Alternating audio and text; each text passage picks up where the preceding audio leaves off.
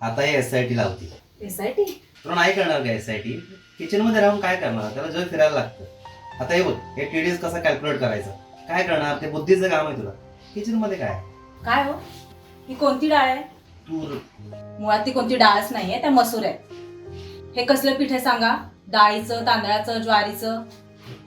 कोथिंबीर कशी जुडी झाली माहितीये? 60 रुपये. 3-4 दुकानं फिरली तर कुठे 30-40 ला मिळते. तुम्हाला वाटतं तुम्ही बाहेर फिरता म्हणजे सगळं जग तुम्हालाच कळतं, तुम्हालाच बुद्धी आहे. साधं चहाचं घ्या ना, 1 कप चहाला 1 चमचा साखर म्हणजे 4 कपाला 4 चमचे.